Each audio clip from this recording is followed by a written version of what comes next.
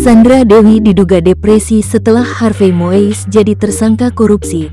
Artis Sandra Dewi diduga depresi oleh Pendekar Hukum Pemberantasan Korupsi (PHPK).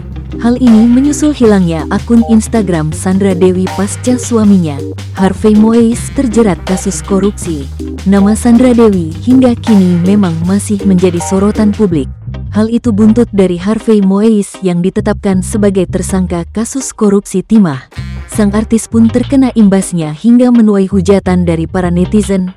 Sedangkan akun Instagram Sandra Dewi menjadi sasaran hujatan netizen terkait kasus korupsi yang menjerat suaminya. Sebelumnya, Sandra Dewi juga sudah menutup kolom komentar di akun Instagramnya. Namun baru-baru ini akun artis 40 tahun itu justru mendadak menghilang. Dikutip dari YouTube Intens Investigasi, Minggu, tanggal 14 April tahun 2024, Pendekar Hukum Pemberantasan Korupsi (PHPK) menyoroti atas hilangnya akun milik Sandra Dewi. Menurutnya, menghilangnya akun tersebut yakni suatu bentuk yang kurang pantas di tengah kasus korupsi yang masih bergulir.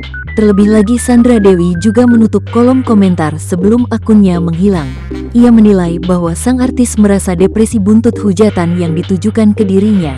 Lantas ia menyinggung Sandra Dewi yang kini sebagai publik figur. Disebutnya, jika Sandra Dewi merasa tak terlibat dalam kasus korupsi tersebut, seharusnya sang artis tak perlu hingga menutup kolom komentar di Instagramnya.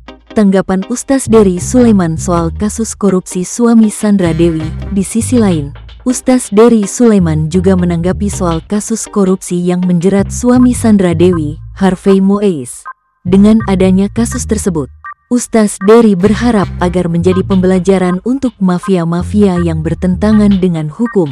Ustaz Dery juga mendoakan agar yang menangani kasus tersebut bisa diberikan hidayah, sehingga kasus yang merugikan negara 271 triliun rupiah itu bisa segera terbongkar dengan jelas.